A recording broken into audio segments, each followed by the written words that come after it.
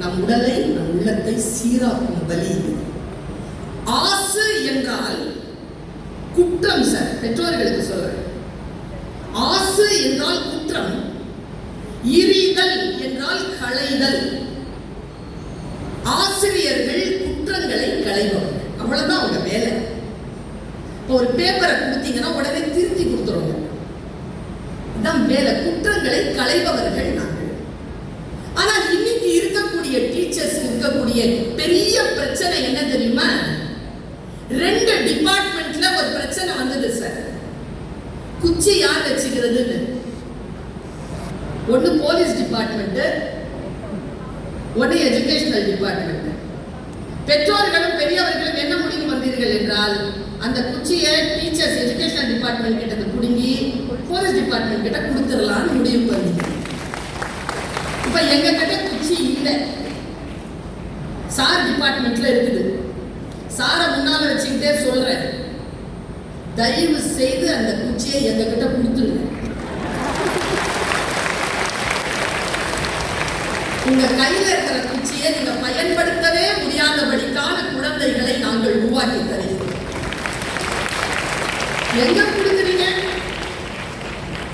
ஒண்ணு இல்லைங்க, ஒரு சிறிய கம்ப்ளைண்ட கொடுத்துட்டீங்கன்னு வச்சுக்கோங்களேன் குழந்தைகளை பத்தி. எங்க அம்மா கிட்ட எங்க டீச்சர் சொல்லுச்சு, 4th ஸ்டாண்டர்ட்ல கணக்கே வரமாட்டேங்குது இதுக்கு. எங்க அம்மா அந்த டீச்சர் கிட்ட சொன்ன பதில் என்ன தெரியுமா? தோலை உச்சிருங்க டீச்சர், வீட்டுல நான் மிளகா பொடி போட்டுக்கிறேன், கண்ணை 2 மட்டும் விட்டுடுங்க, நீங்க என்ன வேணாலும் என் பிள்ளைய செய்யலாம், நான் கேட்க வரவே மாட்டேனே. நான் வீட்டுக்கு போய் சொன்ன சும்மாவே அந்த லேடி வந்து தோலை உரிக்கும். நீங்க வேற கிராண்டட் பண்ணிட்டு வந்திருக்கிறீங்க, மிளகா பொடி வேற தூவிக்கிறேங்கிறீங்க, கண்ணை எதுக்கு விட்டு வச்சிருக்கீங்க, அது நோன்றது தானே அப்படின்னு நானு எங்க அம்மாட்ட. எங்க அம்மா சொன்ன பதில் என்ன தெரியுமா? நல்ல ஆசை உனக்கு, உன் கண்ணை எதுக்கு விட்டு வச்சிருக்கேன்னு நினைக்கிறேன், நான் நோட்ட சொல்லியிருக்க மாட்டேனா? படிக்கிறதுக்கு தான் விட்டு வச்சிருக்கிறேன், படி. இல்ல அவங்க தோலை உரிப்பாங்க, நான் மிளகா பொடியோட சேர்த்து உப்பையும் சேர்த்து தடவி விடுவேன்னு சொல்லிட்டு போனாங்க. அந்த மாதிரியான கடுமையான ஒரு தாயாரிடத்தில், கடுமையான ஆசிரியர்களிடத்தில் வளர்ந்து இருக்கிறேன் நான். என்ன கெட்டு போயிட்டேன்? நல்லபடியாகத்தான் படித்து வளர்ந்து ஆளாகி ஒரு கல்லூரியில் பேராசிரியராகி இப்பொழுது உலக தமிழ் சங்கம் என்கின்ற தமிழ்நாடு அரசு நிறுவனத்தின் துணைத் தலைவராகவும் இயக்குநராகவும் இருக்கிறேன். உலகம் முழுக்க சுற்றுகின்ற பேச்சாளராக இருக்கிறேன். என்ன குறை வந்தது?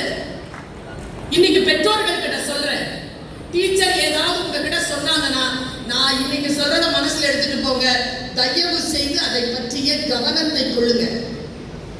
உங்க பாப்பா பொய் சொல்லுது, உங்க குழந்தை கிட்ட இந்த குற்றத்தை நாங்கள் பார்த்தோம், நாங்கள் கண்டித்தால் அவளுக்கு கோபம் வருகிறது, அதனால்தான் பெற்றோர்களாகிய உங்களிடத்தில் சொல்லுகிறோம் என்றால் என்ன பண்றீங்க தெரியுங்க? எப்படின்னு தெரியல சார், தமிழ்நாடு முழுக்க ஒரு பெற்றோர்கள் கிட்ட ஒரு விஷயம் வந்துருக்கு. டீச்சர் பிள்ளையை ஏதாவது சொல்லிட்டாங்கன்னா, பெற்றோர்களை டீச்சர்ஸ் கூப்பிட்டாங்கன்னா பெற்றோர்கள் தனியா வர்றதில்லை. அத்தை, மாமா, பெரியம்மா, பெரியப்பா, தாத்தா, பாட்டி ஒரே வருத்தம் என்ன தெரியுமா சொல்றாங்க? இந்த டீச்சரை மாத்தலைன்னா நான் இந்த ஸ்கூல்ல என் பிள்ளைய படிக்க வைக்கணும். நான் உன்னை கேட்கிறேன், பெற்றோர்களை உங்களுக்கு சொல்றேன், உங்க பிள்ளை நல்லவள் தான், உங்க பிள்ளை நல்லவர் தான், எல்லா குழந்தைகளும் நல்ல குழந்தைகள் தான். ஆனா ஒரே ஒரு விஷயம், எங்களுக்கு தெரிஞ்ச ஒரு ரகசியத்தை சொல்றேன், டீச்சர்ஸ்க்கு தெரிஞ்ச ஒரு ரகசியம். நீங்க உங்க பாப்பாக்கு மாணிக்கன்னு பேர் வச்சு அனுப்புவீங்களா? அதுக்கு இன்னொரு பேர் இருக்கு, பாட்ஷா. அது டீச்சர்களுக்கு தான் தெரியும். நாங்க சொன்னா நம்புங்க, எல்லா குழந்தைகளும் பயன்படுத்தி